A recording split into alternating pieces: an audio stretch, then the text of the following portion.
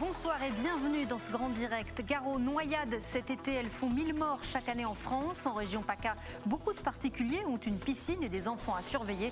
Alors un syndicat de pisciniers appelle les parents à désigner systématiquement, vous le verrez, un maître anti-noyade. Le parc de Marineland a rouvert ses portes au public aujourd'hui après plus de 6 mois de fermeture. Un soulagement pour les salariés du parc, un motif de colère pour les associations de défense de la cause animale.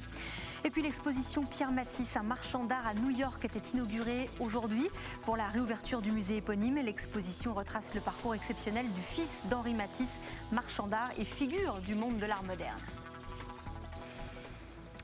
Avec la hausse des températures vient forcément l'envie de piquer une tête, mais gare aux noyades, elles sont très nombreuses pendant l'été. On a choisi de s'arrêter ce soir sur une initiative assez originale de l'Association française des pisciniers et piscinistes. Elle appelle à désigner un MAN, un maître anti-noyade, en référence au SAM, celui qui conduit, c'est celui qui ne boit pas. Reportage signé Yentel Criado et Luca Licata-Caruso. Thomas, tu m'attends avant de rentrer dans l'eau. Une baignade sous surveillance.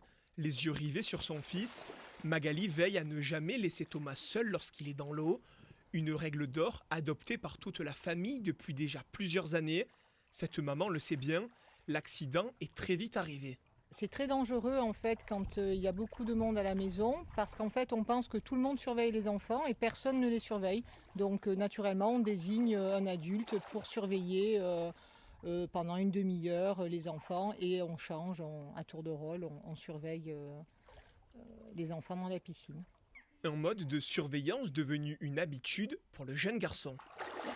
Quand on est plusieurs, quand on se baigne, tous les enfants savent qui est l'adulte désigné pour nous surveiller.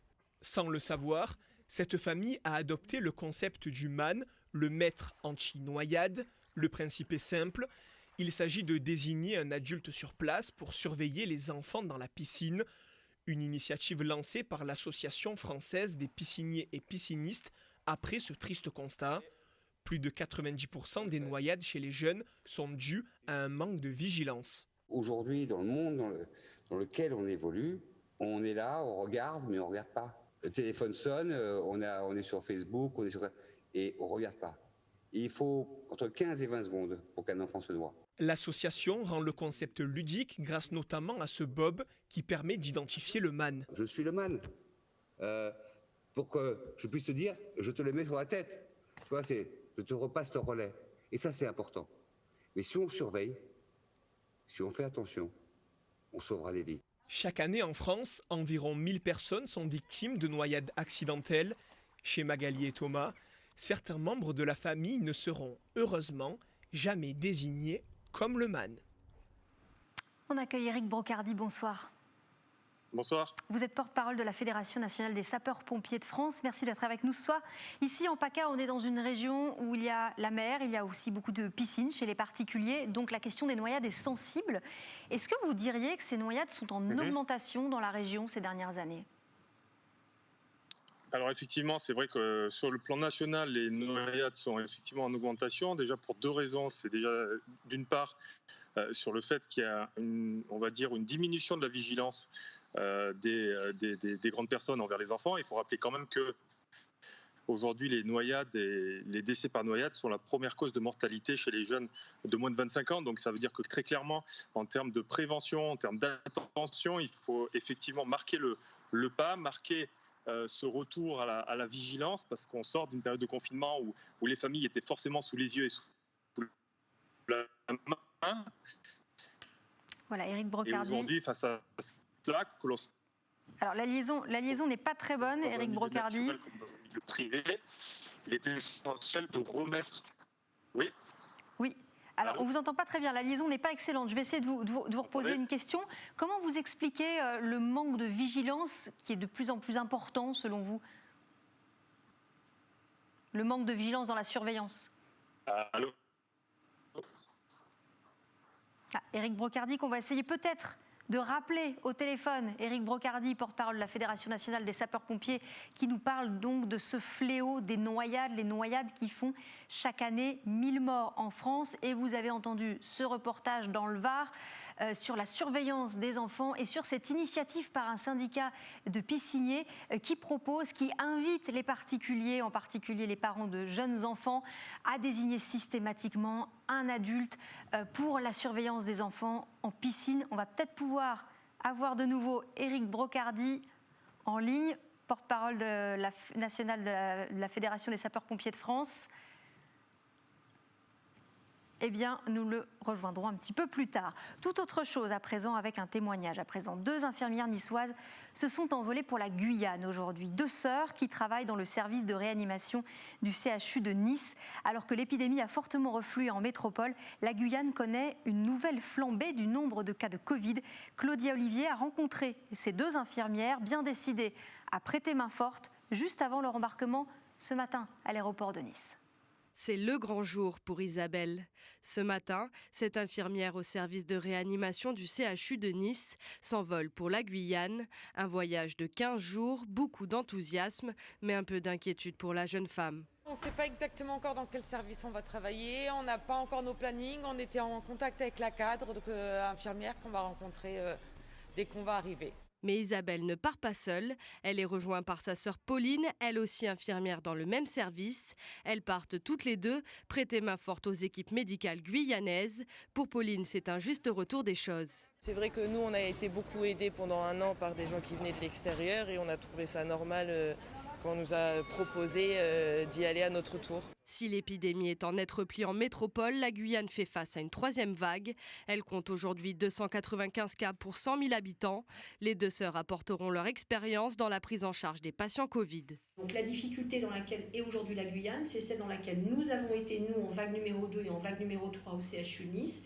C'est notre capacité, effectivement, à ouvrir des lits supplémentaires, mais notre difficulté à les armer en personnel compétent, parce que la réanimation demande de vraies compétences médicales et paramédicales. En Guyane, seuls 8% de la population est complètement vaccinée et les plus de 50 ans seraient davantage réticents à la vaccination. Un autre problème majeur auquel la Guyane doit aujourd'hui faire face. On a beaucoup parlé des réouvertures cette semaine, des assouplissements des règles sanitaires. Eh bien, après 6 mois de fermeture, le parc de Marineland à Antibes a rouvert ses portes aujourd'hui. Satisfaction et soulagement pour les salariés du parc. Colère des associations de défense de la cause animale qui manifesteront d'ailleurs dimanche devant l'entrée du parc. Marie Juisto. À peine le rideau levé, ils étaient déjà nombreux. Ce vendredi matin, les premiers visiteurs de Marineland étaient impatients de déambuler dans le parc, fermé depuis 6 mois. On est des habitués des parcs animaliers, des parcs d'attractions, ça fait super longtemps qu'on n'en avait pas fait et du coup ouais, c'était l'occasion vraiment de pouvoir refaire découvrir des choses aux petits garçons. C'est quand même bien pour les enfants, non? Bon, pour les parents aussi, mais bon, surtout pour les enfants. Une fermeture qui semble-t-il n'a pas perturbé les animaux. Les soignants n'ont pas constaté de changement dans leur comportement. Si le parc était fermé aux visiteurs, l'équipe était présente chaque jour pour stimuler les résidents. Nous avons gardé nos habitudes, nous avons pris soin des animaux, nous avons joué avec eux. Nous en avons profité également pour faire un petit peu de nettoyage et divers travaux dans le parc. On a fait aussi énormément de séquences de jeux, donc mettre des jouets dans le bassin, cacher ce que nous on appelle des enrichissements sous l'eau et sur la terre ferme pour que les otaries aillent les dénicher et jouer avec ça. Faire des séquences de médical, donc c'est très important pour nous à Marineland d'avancer sur le médical. Le clou du spectacle, cette chorégraphie des dauphins devant les spectateurs ravis. Impressionnant, les explications très claires, un moment parfait pour les enfants. Les soigneurs sont magnifiques avec les dauphins et c'est sublime en tout cas. Un moment que les salariés du parc sont heureux de retrouver. On est des passionnés des animaux, donc on en profite tous les jours. Mais le but en tant que zoo, c'est surtout de sensibiliser, d'éduquer. Donc de revoir des visiteurs qui sont intéressés par notre métier et qui sont contents d'être là, juste en fait on est content aussi. Crise sanitaire oblige, le parc limite pour l'instant son nombre de visiteurs à 65%. Sa direction est confiante. À partir du 1er juillet, il n'y a plus de jauge. Donc on pense à faire des journées entre 6 000 et 10 000 visiteurs. Donc on va faire des belles journées d'été. Un enthousiasme que ne partagent pas les défenseurs de la cause animale qui militent contre la captivité des animaux marins. On dénonce la captivité, des conditions de vie qui sont complètement inadaptées aux besoins physiologiques de ces animaux, à l'intelligence si vive. On sait désormais, d'après des études scientifiques très poussées, que ces animaux souffrent réellement de stress en captivité. Les dauphins et les orques, en l'occurrence, sont des animaux d'une intelligence vraiment supérieure. L'association One Voice projette de créer un sanctuaire. Elle espère un jour y accueillir les orques aujourd'hui en captivité à Marineland. Suite à la réouverture du parc, les militants manifesteront ce dimanche à Antibes. nous vous parlions du fléau des noyades. Eh bien, nous avons retrouvé la liaison avec Éric Brocardi de la Fédération nationale des sapeurs-pompiers. J'espère que cette fois, vous nous entendez bien. Vous nous parliez du manque de vigilance récurrent des adultes, notamment lorsqu'ils surveillent les enfants en piscine. Éric Brocardi, dont on a de nouveau perdu le son. Voilà, ce ne sera pas pour cette fois-ci. On va passer à toute autre chose. Alors, à la politique. Vous le savez, nous sommes à 10 jours du premier tour des régionales. Soir électorale, évidemment, sur notre antenne le soir du premier tour. Puis, le débat de l'entre-deux tours à ne pas manquer. Ça se passera ici, sur l'antenne d'Azur TV, qui deviendra très prochainement 3 chaînes encore plus proches de vous. BFM Marseille-Provence, BFM Toulon-Var et BFM Nice-Côte d'Azur. Rendez-vous, vous le voyez, jeudi 24 juin, de 8h30 à 9h30 pour le débat de l'entre-deux tours. Il sera présenté par Jean-Jacques Bourdin. En attendant, on continue de vous faire découvrir les 9 têtes de liste de la région PACA et les enjeux de ce scrutin. Ce soir, Michael Vincenzi, tête de liste de Un autre monde, soutenu par Fédération citoyenne et Réinfo Covid, 2 collectifs contestataires. Il explique qu'il ne donnera pas de consigne de vote pour le second tour. Notre position, elle restera neutre, c'est-à-dire on ne donnera clairement aucune consigne de vote. C'est-à-dire que chaque personne de la liste sera libre d'aller ou pas voter pour qui elle veut. On n'est pas là pour dire on va avoir telle consigne ou telle consigne.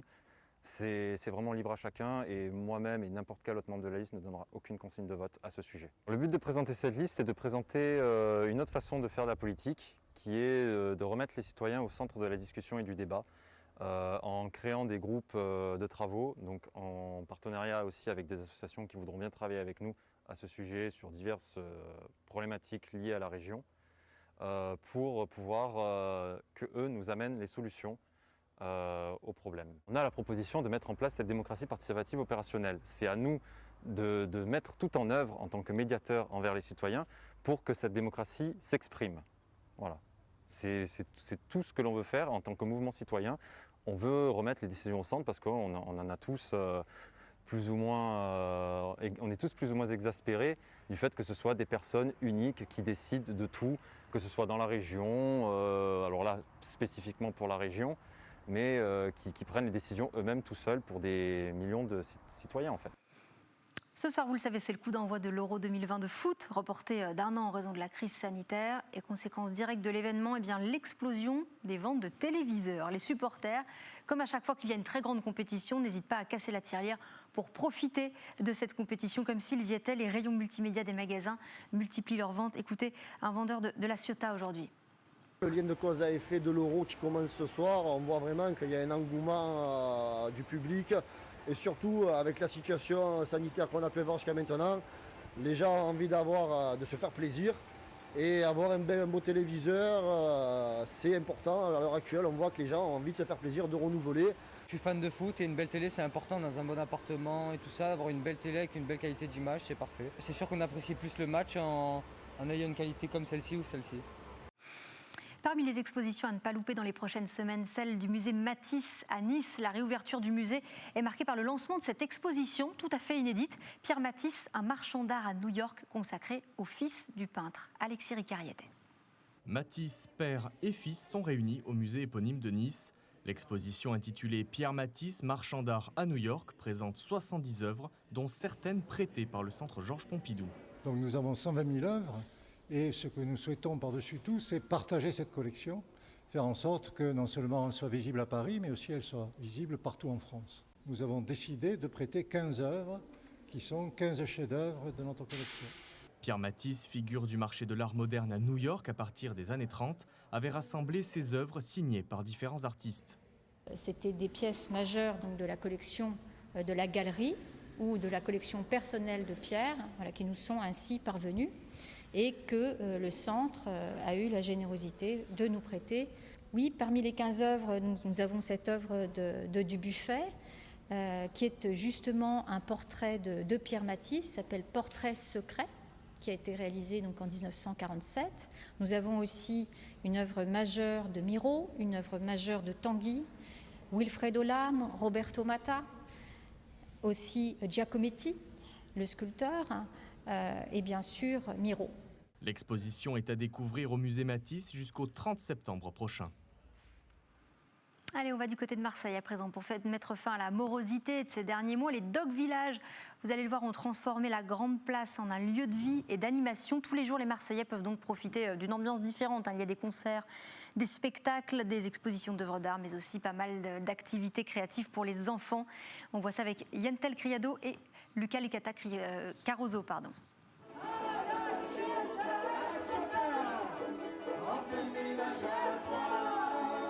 L'ambiance est au rendez-vous. Au Dog Village, le concert de ukulélé et la présence des clowns animent la place des Canailles, ce nouveau lieu de vie. Les Marseillais profitent d'une pause déjeuner conviviale. C'est très chouette, c'est très surprenant de voir des clowns comme ça ici. Mais avec le ukulélé, c'est très agréable. Je crois qu'on a tous besoin de sortir, de voir un peu de monde, de rire, de chanter, de manger, de boire. Voilà, c'est ça qu'il nous faut. Là, je suis en formation en ce moment, donc ça fait du bien pendant la pause de venir là. C'est cool. Chaque jour, des animations différentes sont proposées au public, des activités pour les enfants, des concerts et spectacles cabarets, mais aussi des rendez-vous culturels. Toutes les 3 semaines, des artistes locaux viendront exposer leurs œuvres. Des animations culturelles, artistiques, musicales, il y en a vraiment pour tout le monde et l'objectif c'est que tout le monde puisse venir à un moment de la semaine et trouver une animation qui lui correspond. Des animations qui feront vivre les Dog Village jusqu'à la fin de l'année. Et puis allez, on va aller plonger dans notre plus beau maillot. On va vous faire découvrir une petite marque de maillot de bain qui fabrique à partir de matières recyclées. C'est un reportage de Marion Colangelo. Des filets de pêche et des bouteilles en plastique. Voilà les déchets qu'utilise Lorraine pour fabriquer ses maillots de bain. Cette Toulonnaise a lancé ce concept l'année dernière. Il réunit ses 2 passions, l'entrepreneuriat et l'écologie. Aujourd'hui, en fait, on a des matières qui sont recyclées en Europe, qui contribuent au nettoyage de la Méditerranée, qui sont très peu utilisées par les marques. Pourquoi ? Parce qu'elles sont très coûteuses. Une matière recyclée, en général, elle coûte en moyenne 30% plus cher qu'une matière non recyclée. Donc, je trouvais ça dommage de ne pas les utiliser. Des maillots de bain éco-responsables qui s'inscrivent dans une démarche participative de protection de l'environnement. On offre un pochon qui peut servir de sac de nettoyage de plage. C'est hyper important de ramasser en fait les déchets qui sont autour de soi. Forcément, quand on va poser sa serviette sur le sable, on va en voir. Ce qu'il faut savoir, c'est qu'il y a 600 000 tonnes de déchets par an qui sont déversés en Méditerranée et on a 21% de ces déchets que l'on va retrouver sur nos plages. Ce sont les chiffres de la WWF. Donc voilà, plutôt qu'ils terminent dans l'estomac d'une tortue ou d'un dauphin. La technique de fabrication permet également de réduire les émissions de CO2 de 80% lors de la production du tissu.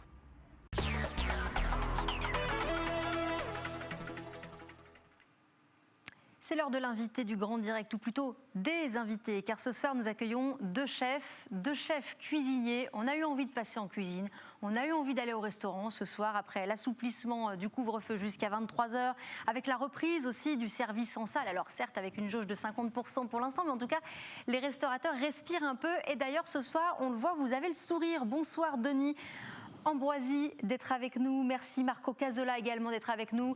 Donc pour vous présenter rapidement, Denis Ambroisi, chef étoilé parisien qui venait à Toulon donc pour rendre visite à votre confrère Marco Casola. Tout d'abord, pourquoi cette envie de vous retrouver ce soir pour cuisiner ensemble ? Ça fait déjà longtemps qu'on ne s'est pas vu, hein. Donc forcément on devait un peu renouer et gagner le temps perdu, et en même temps dans un cadre comme ça derrière. Quoi de mieux pour commencer la saison et cuisiner devant la mer pour tout le monde. Alors expliquez-nous, quel est le programme aujourd'hui ? C'est-à-dire que vous avez cuisiné ensemble, ce soir il y a un menu particulier ? Ce soir, on a un menu à 4 mains qu'on a réfléchi ensemble, et en cuisine, on a affiné. Par exemple, Marco il a fait des graissins au café, accompagné d'une burrata crémeuse de pouille et un jus de pastèque vinaigre balsamique blanc. Donc on a collaboré, on a réfléchi ensemble sur un magnifique menu chez Marco, au Parasole di Marco, à Toulon. Voilà. Place to be. Donc ce soir, on cuisine italien. Hein. Ce soir, on mange italien. Oui, ce soir on mange 100% italien. Vraiment, 2 Italiens qui se rejoignent ici à Toulon, les Parisiens qui descendent. On profite de ce bon lieu, on profite des ouvertures des restaurants, on débute la saison, le couvre-feu qui passe à 11h, on fête tout ça. Et on chante aussi. Et vous chantez.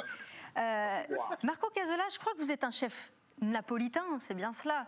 Parce qu'il y a beaucoup de... Il y a beaucoup de diversité dans la cuisine italienne. Est-ce que tous deux, vous êtes tous les deux des chefs italiens, est-ce que tous deux vous avez la même cuisine ou bien il y a des différences? Mais on parle le même langage, hein. Donc effectivement on a des produits à nous qui sont différents, mais effectivement on se rejoint sur la même ligne de conduite qui est mettre en valeur les produits, faire découvrir aussi notre technique commune. Et il faut savoir que Marco il a une maîtrise de la pâte à pizza extraordinaire, donc ça aussi une belle hydratation, mais toi tu peux en parler mieux que moi. Et donc non, on a un même langage, c'est un peu comme la danse. Je dirais que la cuisine et la danse, c'est un peu la même. C'est un peu le même langage. Attendez, la pâte à pizza, elle est fine ou épaisse? Parce que ça aussi, selon les régions, c'est pas la même chose. Oh, il n'y a pas chacun son goût. Nous, on aime bien la pâte en général. Après, la pâte peut être fine, épaisse, triangulaire, la pizza peut être de tous les types. Nous, on aime bien la pâte, que ça peut être sur l'aspect de graissin, de pain, de focaccia, de pizza. Donc c'est ça que nous, on aime bien travailler autour de la pâte. Danny, c'est un chef, c'est un chef qui vient de grands restaurants, de grandes techniques. C'est vraiment un dîner à 4 mains, c'est vraiment une collaboration entre nos techniques différentes. On vient du même pays, deux régions différentes, mais comme disait Danny, nous, qu'est-ce qu'on adore, c'est la base sur le produit. C'est la transformation du produit, démarrer avec un produit de bonne qualité, un produit d'ici. On va travailler ce soir des légumes du bar et on va les transformer entre les deux techniques pour rendre quelque chose vraiment de formidable. Est-ce qu'être en bord de mer, c'est un atout aussi? On a accès à des produits un petit peu différents. Je dis à Marco que j'allais déménager ici la semaine prochaine parce qu'on a cuisiné toute la journée. Depuis qu'on est arrivé à 8h ce matin, déjà prendre le café devant la mer, c'est incroyable. Mais en plus, on a les cuisines qui sont ouvertes sous la mer. Donc nous à Paris, on est parfois au sous-sol, parfois on n'a pas de fenêtre sous la cour ou autre. Ici, on a un sentiment de liberté et cuisiner, c'est presque plus un travail. Ça devient vraiment un moment de partage et un vrai plaisir. Finalement, vous êtes un cuisinier déconfiné ce soir. Complètement. Je pense qu'au bout d'un an, c'est de l'oxygène en plein poumon. C'est vraiment j'ai un sentiment de revivre des belles sensations. C'est la première fois que vous faites ça, c'est-à-dire cuisiner à 4 mains, comme ça, vous retrouvez dans le restaurant de l'un l'autre. C'est une première? Ensemble, oui, Danny a déjà fait, moi je l'ai déjà fait autre part. C'était vraiment une volonté de se croiser. Donc aujourd'hui c'est ici, demain ça sera chez Danny. Donc on a profité vraiment pour faire découvrir mon monde, ma ville d'adoption, que c'est Toulon.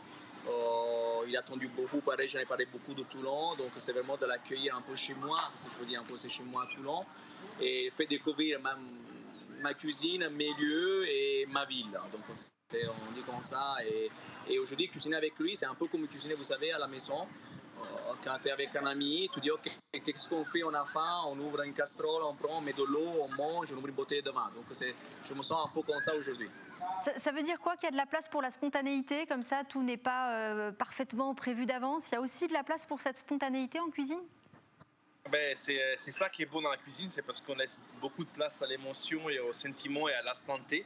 Et effectivement, quand Marco il m'amène chez son marché, voir ses légumes, on a des réactions, surtout maintenant que la saison est ouverte, surtout qu'on a cette chaleur qui nous envahit depuis quelques jours déjà. On peut modifier un plat pour le rendre plus frais, pour le rendre légèrement plus acide, pour ajouter tel légume avec tel citron. Donc forcément, on a toujours un 20% des libertés qui est donnée à la santé et surtout au partage de la découverte sur place. Quel est le plat que vous êtes impatient de faire découvrir ce soir? Ce soir, il y a différentes choses. Après savoir que Danny a des grandes signatures, donc les Toulonnais pourront découvrir, sans bouger du Toulon, les grandes signatures, que quand même dans le restaurant de Danny, il fait aussi sa notoriété à Paris dans ce restaurant. Donc déjà, c'est comme sa carbonara que les Français adorent, donc les gens pourront goûter ce soir. Mais en même temps, aussi, on a accueilli des fleurs de courgettes ce matin à 8h, qui étaient encore fermées, donc on a pu faire une petite farce de ricotta, on a farci les fleurs de courgettes qu'on va frire, mais aussi également on a utilisé la fleur de courgettes pour la déguster par exemple sur une pizza ou sur un pain en focaccia, et c'est vraiment utiliser cette fleur de courgettes qu'on la découvre qui est dans un seul moment de l'année, les mois de juin. On peut la découvrir ce soir aussi chez nous, demain soir.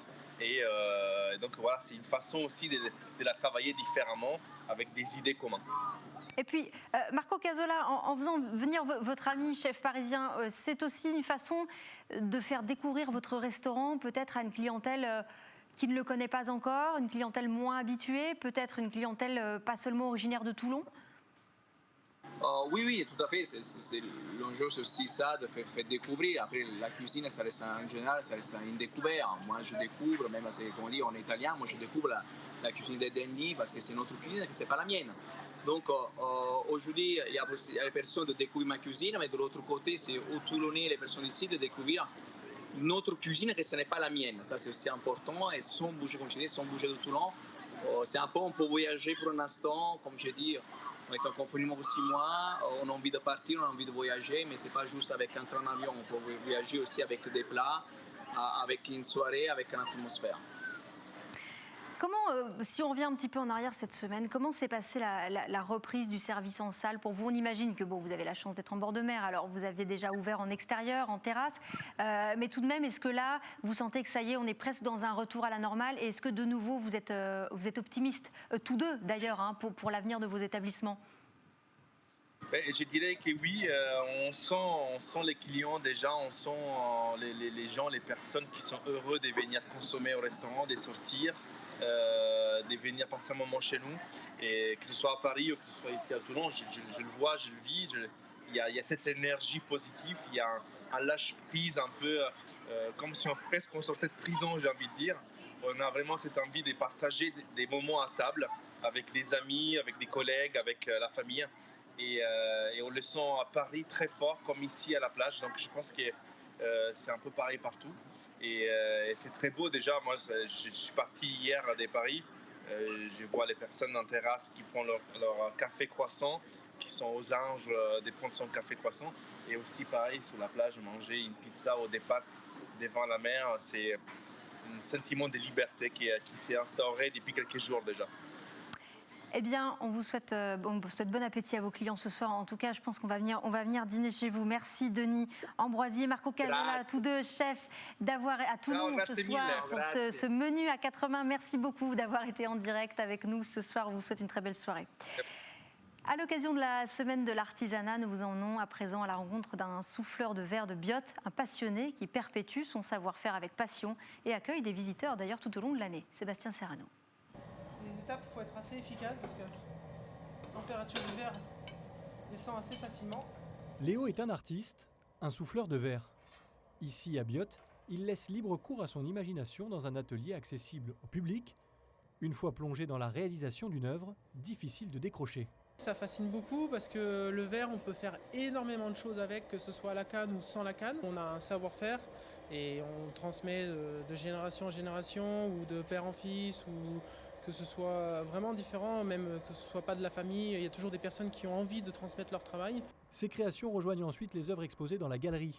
Un véritable aperçu de la diversité de ce métier qui attire de plus en plus la jeune génération. On a beaucoup de sollicitations de jeunes qui ont envie de faire ça, qui ont envie d'apprendre. D'ailleurs, on en accueille plein tout au long de l'année. Je crois qu'on accueille entre 10 et 12 jeunes issus du monde du verre, mais aussi issus du monde du design, de l'architecture, de l'art. Si c'est vraiment leur passion, ils vont y arriver, mais voilà, il faut s'accrocher. La crise sanitaire n'a pas vraiment mis en difficulté les souffleurs de verre. Les Français se tournent de plus en plus vers nos commerçants locaux et les métiers de l'artisanat ne sont pas en reste. Ici, on espère que la tendance se confirme. On retourne dans ce sens. Dans le fait main, ça revient maintenant, ça revient énormément. Et je pense que ça va continuer dans ce sens pour que ce soit l'écologie, mais pour d'autres choses. Pour l'économie aussi, je pense qu'on va continuer dans ce sens. Le consommer local, c'est le thème de cette semaine nationale de l'artisanat. Avec près de 185 000 entreprises du secteur en PACA, la Chambre des métiers et de l'artisanat se félicite de cet attrait pour le secteur. Les Français ont retrouvé le goût d'aller consommer au pied de leur immeuble, au coin de leur rue, des produits de qualité, des produits authentiques, des produits fabriqués avec amour. Nous accompagnons toutes ces entreprises pour promouvoir ce modèle économique qui intègre non seulement énormément de jeunes avec un apprentissage qui est en augmentation, mais en plus des personnes en voie de réorientation qui intègrent ce modèle économique qui est l'artisanat. Chiffre impressionnant, en un an, le nombre d'entreprises artisanales a bondi de plus de 9%. On pourrait croire que c'est lié, je dirais, à la crise en particulier. Eh bien non. Depuis 2016, on a plus 36% d'augmentation au niveau de l'artisanat, de nombre d'entreprises artisanales. Donc c'est une véritable force économique. Il y a un avenir pour l'artisanat et pour toutes celles et ceux qui veulent intégrer notre secteur des métiers. Sur la Côte d'Azur, en 2020, l'artisanat représentait 2,7 milliards d'euros de chiffre d'affaires. Pour vous informer au plus près de chez vous, Azur TV devient BFM Marseille-Provence, Toulon-Var, Nice-Côte d'Azur.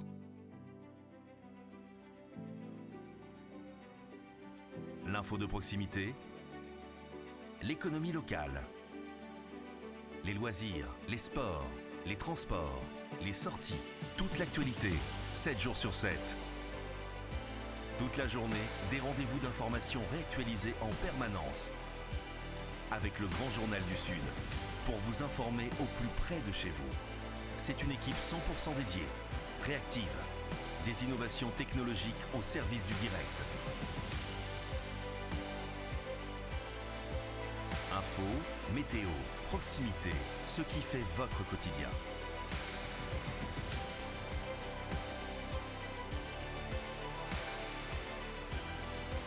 BFM Marseille-Provence, BFM Toulon-Var, BFM Nice-Côte d'Azur. Disponible sur tous les supports.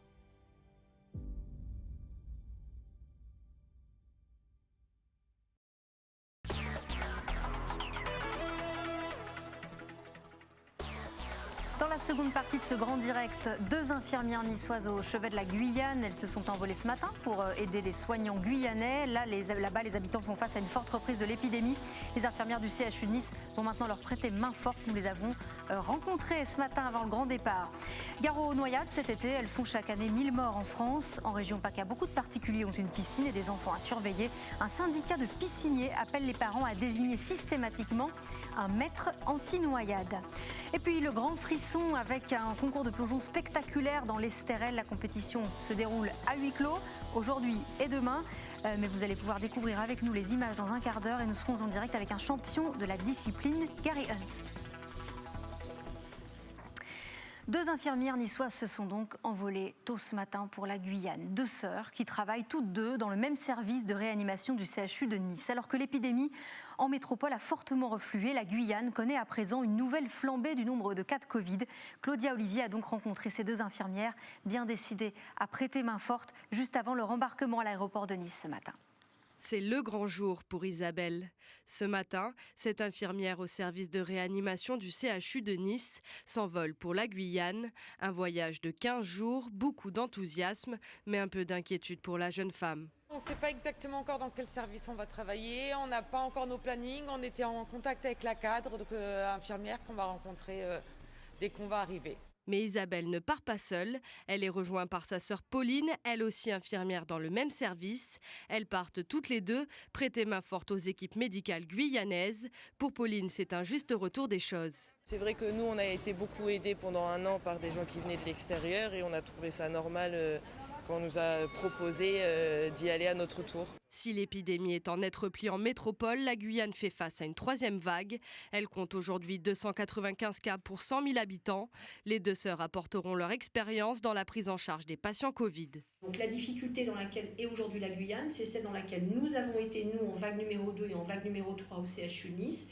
C'est notre capacité effectivement à ouvrir des lits supplémentaires, mais notre difficulté à les armer en personnel compétent, parce que la réanimation demande de vraies compétences médicales et paramédicales.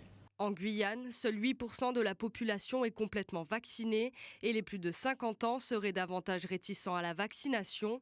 Un autre problème majeur auquel la Guyane doit aujourd'hui faire face. Avec la hausse des températures vient bien souvent l'envie de piquer une tête, mais attention aux noyades, elles sont très nombreuses pendant l'été. Alors ce soir, nous avons choisi de nous arrêter sur une initiative assez originale de l'Association française des pisciniers. Elle appelle à désigner un MAN, un maître anti-noyade. Évidemment, ça fait référence au SAM, celui qui conduit et celui qui ne boit pas. Reportage de Yentel Criado et Luca Licata-Caruso. Thomas, tu m'attends avant de rentrer dans l'eau. Une baignade sous surveillance. Les yeux rivés sur son fils, Magali veille à ne jamais laisser Thomas seul lorsqu'il est dans l'eau. Une règle d'or adoptée par toute la famille depuis déjà plusieurs années. Cette maman le sait bien, l'accident est très vite arrivé. C'est très dangereux en fait quand il y a beaucoup de monde à la maison parce qu'en fait on pense que tout le monde surveille les enfants et personne ne les surveille. Donc naturellement on désigne un adulte pour surveiller pendant une demi-heure les enfants et on change à tour de rôle, on surveille les enfants dans la piscine. Un mode de surveillance devenu une habitude pour le jeune garçon. Quand on est plusieurs, quand on se baigne, tous les enfants savent qui est l'adulte désigné pour nous surveiller. Sans le savoir, cette famille a adopté le concept du MAN, le maître anti-noyade. Le principe est simple, il s'agit de désigner un adulte sur place pour surveiller les enfants dans la piscine. Une initiative lancée par l'Association française des pisciniers et piscinistes après ce triste constat. Plus de 90% des noyades chez les jeunes sont dues à un manque de vigilance. Aujourd'hui, dans le monde dans lequel on évolue, on est là, on regarde, mais on ne regarde pas. Le téléphone sonne, on est sur Facebook, et on ne regarde pas. Et il faut entre 15 et 20 secondes pour qu'un enfant se noie. L'association rend le concept ludique grâce notamment à ce bob qui permet d'identifier le man. Je suis le man. Pour que je puisse te dire, je te le mets sur la tête. Tu vois, je te repasse le relais. Et ça, c'est important. Mais si on surveille, si on fait attention, on sauvera des vies. Chaque année en France, environ 1000 personnes sont victimes de noyades accidentelles. Chez Magali et Thomas, certains membres de la famille ne seront, heureusement, jamais désignés comme le man. Ce week-end, partout en France, sont lancés des appels au rassemblement, manifestations pour les libertés et contre les idées d'extrême droite. À Nice, une manifestation doit avoir lieu demain à l'appel de nombreuses organisations, notamment Attaque. Nous sommes avec Geneviève Leguet. Bonsoir, vous êtes porte-parole d'Attaque dans les Alpes-Maritimes. Bonsoir. Tout d'abord, Geneviève Leguet, pourquoi demain irez-vous manifester à Nice ? J'irai manifester parce que contre les idées d'extrême droite et aussi pour les libertés et pour l'égalité. Mais pourquoi maintenant vous avez le sentiment que des idées d'extrême droite se diffusent davantage, plus aujourd'hui qu'hier ? Pourquoi aujourd'hui est-ce davantage pour vous un sujet de préoccupation et pourquoi cette motivation à manifester maintenant ? Alors, c'est une manifestation nationale de plusieurs organisations, associations, syndicats et partis politiques, parce qu'on s'aperçoit de jour en jour que les idées d'extrême droite montent et se banalisent, et c'est vraiment très, très dangereux. Donc, on veut aller dire qu'on n'est pas d'accord avec ces idées d'extrême droite, voilà, parce que c'est pas bon pour notre société. On voit bien que ça va nous amener dans un mur. Quand vous dites les idées d'extrême droite infusent dans la société, est-ce que c'est à l'échelle citoyenne ? Est-ce qu'aussi ce sont des idées qui maintenant pour vous transcendent un peu tous les partis politiques ? Est-ce qu'elles pèsent aussi sur l'action du gouvernement ? Est-ce que vous avez des exemples peut-être un peu plus concrets à nous donner ? Oui, alors, comme vous dites, elles transcendent les partis politiques, pas tous les partis politiques, les partis de droite et de droite extrême. Et puis, on assiste à une course, y compris avec le gouvernement. On a vu le débat Marine Le Pen-Darmanin, où Darmanin disait à Marine Le Pen qu'elle n'allait pas assez loin. Donc, il se disent des idées d'extrême droite et c'est grave. Et puis, même sans vous attaquer, vous les journalistes, mais quand même, on se rend compte que, comme j'ai dit tout à l'heure, les idées d'extrême droite sont banalisées. On en parle comme... Un problème de liaison avec Geneviève Leguet, porte-parole d'Attaque, au sujet de cette manifestation qui aura lieu demain à Nice. Et d'ailleurs, il y a des appels à manifester dans toute la France, manifestation intitulé « Pour les libertés et contre les idées d'extrême droite ». Peut-être pourra-t-on rejoindre à nouveau Geneviève Leguet. En attendant, encore un mot de politique pour vous dire que nous sommes à 10 jours maintenant du premier tour, à moins de 10 jours du premier tour des régionales. Soirée électorale sur notre antenne à suivre le soir du premier tour, dimanche prochain donc, pas celui-ci. Puis il y aura aussi le débat de l'entre-deux tours. Ça se passera ici sur l'antenne d'Azur TV, qui deviendra prochainement 3 chaînes encore plus proches de vous. BFM Marseille-Provence, BFM Toulon-Var et BFM Nice-Côte d'Azur. Vous le voyez, rendez-vous le jeudi 24 juin de 8h30 à 9h30 pour le débat de l'entre-deux tours présenté par Jean-Jacques Bourdin. On a retrouvé Geneviève Leguet. J'espère que vous nous entendez. Vous nous parliez donc de certains faits politiques qui vous ont choqué ces derniers mois. Vous évoquiez un débat entre le ministre de l'Intérieur, Gérald Darmanin, et Marine Le Pen, débat télévisé il y a quelques mois, qui pour vous, qu'est-ce qui vous pose problème finalement là-dedans, dans un tel débat par exemple ?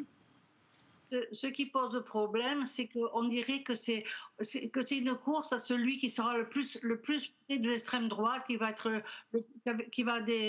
défendre le plus possible les idées d'extrême droite, alors que les idées d'extrême droite, on sait très bien où ça mène. Ça mène au fascisme, et le fascisme, ça mène à la guerre. Donc, il faut vraiment pas banaliser ces idées, parce que c'est pas bon pour notre société du tout. Et par exemple, il faut se battre pour plus de justice sociale. Ça, oui, ça, parce que la justice sociale, on voit de plus en plus de misère avec cette crise politique, sanitaire et sociale. Donc, il faut essayer de voir des alternatives, mettre en place des alternatives. Alors justement, c'est la question que j'allais vous poser. Pour vous, quelles thématiques aujourd'hui sont trop absentes du débat public ? Eh bien, justement, moi, je suis à Attac. À Attac, on s'occupe du social, mais on s'occupe aussi de l'écologie. Au niveau écologie, du climat et tout ça, on ne voit pas qu'il n'y a pas grand-chose de fait. Par exemple, il y a une reconversion à faire auprès des travailleurs. Pour le jour d'avant, il ne faut plus revenir à ce jour d'avant, c'est le jour d'après. Et comment on va faire cette transition et quels moyens est donné à cette transition. Tant qu'il n'y a pas de justice sociale, tant que la transition écologique ne se fait pas, on reste sur des schémas anciens et à ce moment-là, les gens sont attirés par l'extrême droite parce qu'ils disent qu'ils n'ont jamais essayé. Mais on a eu ça avant la guerre, enfin pendant la guerre. Donc attention aux idées d'extrême droite. Attention. C'est très grave. Vous pensez que dans un an, par exemple, Marine Le Pen serait en position d'accéder à l'Élysée ? Pour vous, c'est un scénario aujourd'hui qui est tout à fait possible. Écoutez, ça fait 40 ans que depuis 1984 que le père Le Pen il est monté et ça s'est jamais arrêté.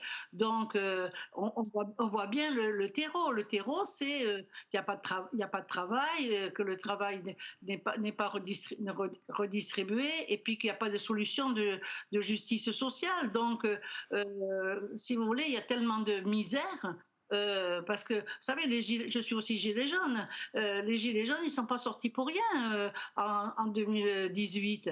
Ils disaient on veut vivre et plus survivre. Et il n'y a rien qui a été fait.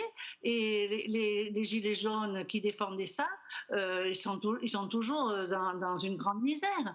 Donc, vous voyez, il n'y a rien qui se règle au niveau des gouvernements. Et à partir de là, on est sur le terreau de l'extrême droite, des idées de l'extrême droite. Et encore une fois, elles sont banalisées et ça, c'est pas bon. Donc, il faut qu'on arrive à travailler tous ensemble, les organisations signataires de cet appel, qu'on arrive à proposer une alternative à ce que ce gouvernement fait et puis ce que fait Hollande et Sarkozy avant. Voilà. Geneviève Leguet, sans revenir sur les faits en détail sur l'affaire, mais vous aviez été grièvement blessée à la tête après une charge policière pendant une manifestation à Nice il y a 2 ans, je crois. Est-ce qu'aujourd'hui, dans la gestion des manifestations, les choses ont changé ? J'aimerais surtout vous faire réagir à quelque chose, c'est qu'aujourd'hui, le Conseil d'État a jugé illégale l'utilisation par les forces de l'ordre de la technique des NAS, ainsi que la dispersion d'ailleurs des journalistes en fin de manifestation. Est-ce que vous avez le sentiment que ça constitue une avancée ? Oui, alors c'est un peu tard parce que quand même, il y a eu beaucoup de NAS depuis 2 ans, notamment, même depuis 2016. Et moi, j'ai fait partie d'une NAS aussi. Hein. Donc là, je suis très contente quand j'ai entendu ça hier. Et le gouvernement, là, il faut qu'il l'entende. Parce que qu'est-ce que ça veut dire? Je ne veux pas revenir sur moi, mais sur l'affaire Le Gay. L'affaire Le Gay, c'est vraiment taper les gens pour rien. Il se passait rien. Il n'y avait aucun manifestant qui faisait quoi que ce soit. Vous voyez, ces violences policières. Et puis aussi, je voudrais parler de ces militaires qui appellent à renverser le gouvernement, qui s'en prennent à la Constitution. C'est un autre sujet, Geneviève Leguet, qu'on abordera peut-être une prochaine fois. Je dois vous remercier. Merci d'avoir été en direct avec nous ce soir. Et puis, toute autre chose à présent dans l'actualité. On a beaucoup parlé des réouvertures ces derniers jours. Et bien, après plus de 6 mois de fermeture, le parc de Marineland a rouvert ses portes aujourd'hui. Satisfaction et soulagement pour les salariés du parc. Colère des associations de défense de la cause animale qui d'ailleurs manifesteront dimanche. Marie Juisto. À peine le rideau levé, ils étaient déjà nombreux. Ce vendredi matin, les premiers visiteurs de Marineland étaient impatients de déambuler dans le parc, fermé depuis 6 mois. On est des habitués des parcs animaliers, des parcs d'attractions, ça fait super longtemps qu'on n'en avait pas fait et du coup c'était l'occasion vraiment de pouvoir refaire découvrir des choses aux petits garçons. C'est quand même bien pour les enfants, non? Bon, pour les parents aussi, mais bon, surtout pour les enfants. Une fermeture qui semble-t-il n'a pas perturbé les animaux. Les soignants n'ont pas constaté de changement dans leur comportement. Si le parc était fermé aux visiteurs, l'équipe était présente chaque jour pour stimuler les résidents. Nous avons gardé nos habitudes, nous avons pris soin des animaux, nous avons joué avec eux. Nous en avons profité également pour faire un petit peu de nettoyage et divers travaux dans le parc. On a fait aussi énormément de séquences de jeux, donc mettre des jouets dans le bassin, cacher ce que nous on appelle des enrichissements sous l'eau et sur la terre ferme pour que les otaries aillent les dénicher et jouer avec ça. Faire des séquences de médical, donc c'est très important pour nous à Marineland d'avancer sur le médical. Le clou du spectacle, cette chorégraphie des dauphins devant les spectateurs ravis. Impressionnant, les explications très claires, un moment parfait pour les enfants. Les soigneurs sont magnifiques avec les dauphins et c'est sublime en tout cas. Un moment que les salariés du parc sont heureux de retrouver. On est des passionnés des animaux, donc on en profite tous les jours. Mais le but en tant que zoo, c'est surtout de sensibiliser, d'éduquer. Donc de revoir des visiteurs qui sont intéressés par notre métier et qui sont contents d'être là, juste en fait on est content aussi. Crise sanitaire oblige, le parc limite pour l'instant son nombre de visiteurs à 65%. Sa direction est confiante. À partir du 1er juillet, il n'y a plus de jauge.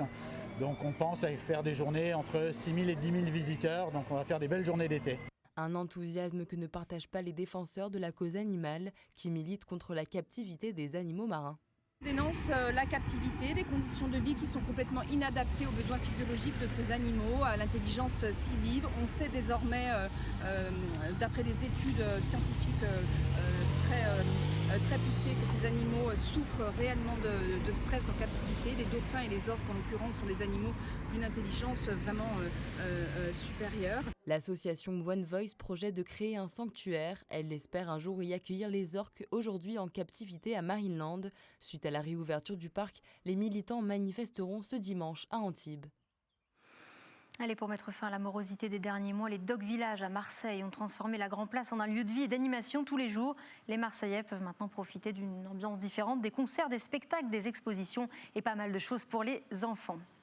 Niveau culturel, on a des expositions artistiques, on a des artistes marseillais qui viennent faire des expositions. Donc toutes les 3 semaines, on a un nouvel artiste qui vient exposer ses œuvres. On a aussi on a un cabaret où on va avoir des concerts live, du karaoké live, des animations, des petites surprises. On a des shows French Cancan, des DJ sets, des soirées dansantes. Voilà, donc on essaye vraiment de mettre le paquet sur la programmation et l'objectif c'est que tout le monde puisse passer un bon moment et partager des bons moments parce que ça fait longtemps qu'on en a besoin et voilà. Et puis on a envie de culture aussi, forcément. L'exposition Pierre Matisse, un marchand d'art à New York, a été inaugurée aujourd'hui dans le musée éponyme à Nice. L'exposition qui retrace le parcours exceptionnel du fils d'Henri Matisse, marchand d'art et figure du monde de l'art moderne. Alexis Ricard nous y emmène. Matisse, père et fils sont réunis au musée éponyme de Nice.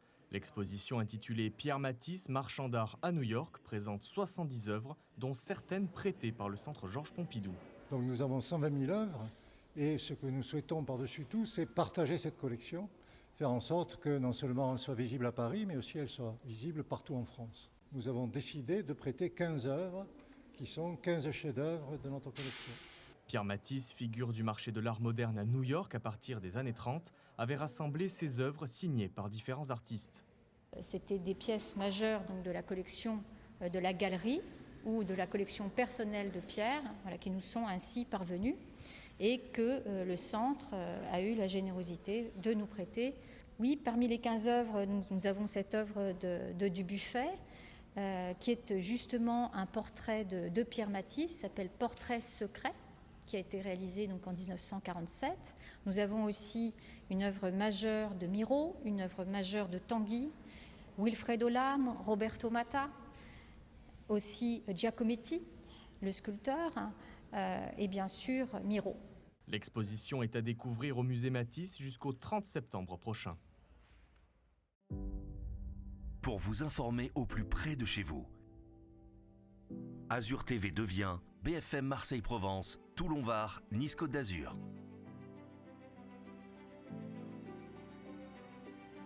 L'info de proximité, l'économie locale, les loisirs, les sports, les transports, les sorties, toute l'actualité, 7 jours sur 7.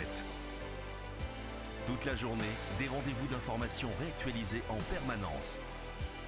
Avec le Grand Journal du Sud, pour vous informer au plus près de chez vous. C'est une équipe 100% dédiée, réactive, des innovations technologiques au service du direct. Info, météo, proximité, ce qui fait votre quotidien.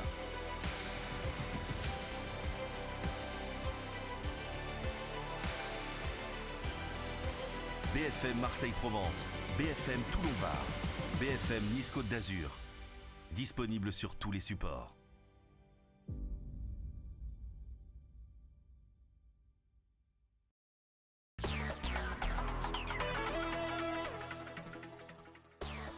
À retenir dans l'actualité ce soir, gare aux noyades cet été, elles font 1000 morts chaque année en France. En région PACA, beaucoup de particuliers ont une piscine et des enfants à surveiller. Un syndicat de pisciniers appelle les parents à désigner systématiquement un maître anti-noyade.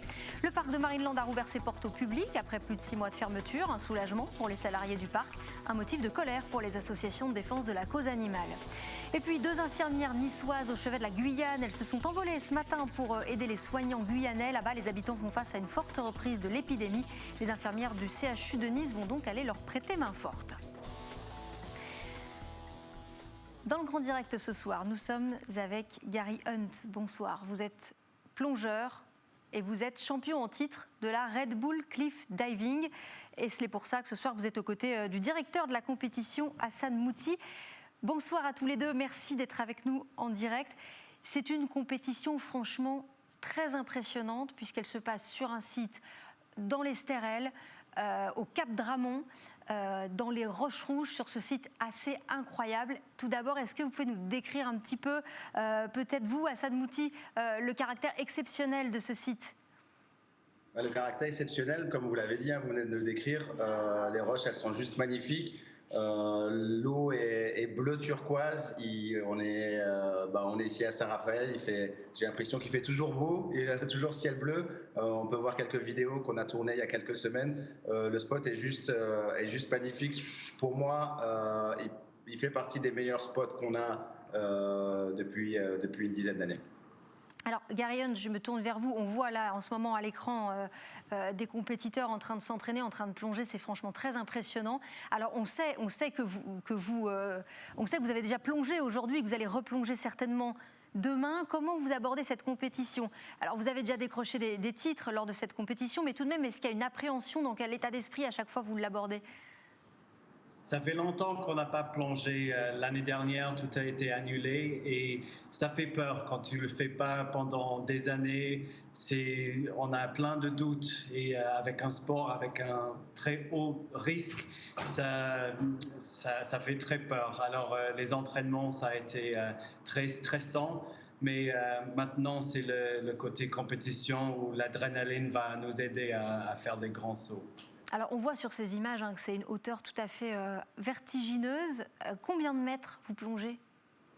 C'est de 27 mètres pour les hommes et 21 mètres pour les femmes. Oui, parce que d'ailleurs, on peut l'évoquer aussi. Pour la première fois, il y a une douzaine de plongeuses qui sont en compétition. Oui, on a une équipe complète pour les hommes et pour les femmes. Et je peux vous dire que le niveau, ça n'a jamais été aussi haut que cette année. Il y a plein de nouvelles et ça va être dur. Je suis le champion en titre, mais je sais que cette année, ça va être difficile de regagner le titre pour la France, mais je vais faire de mon mieux.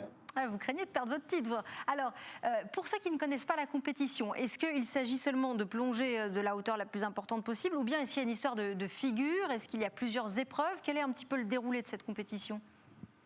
Oui, c'est pas un concours de la hauteur. On plonge. La première fois, c'était directement des rochers, comme vous le voyez là. Et les 3 autres plongeons, ça va être dans une plateforme de 27 mètres. Et on va faire le plus de figures, le plus de saltos et livris qu'on est capable.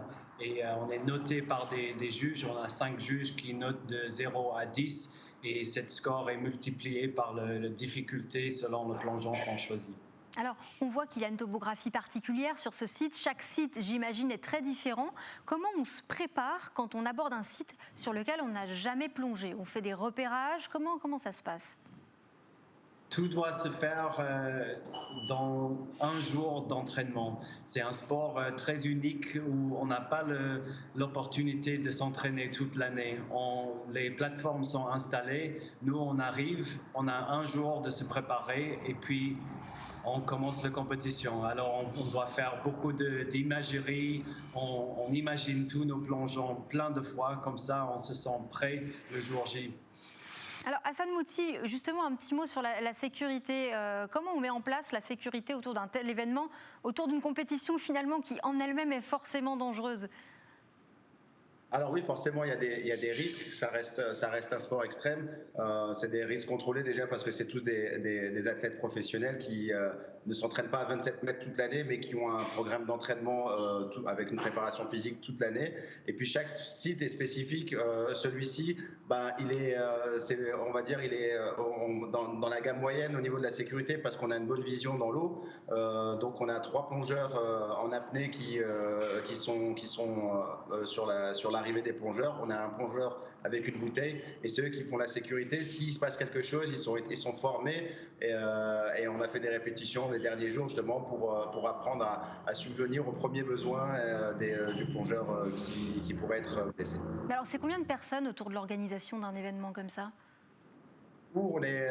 C'est une grosse organisation parce qu'on vient d'à peu près partout dans le monde.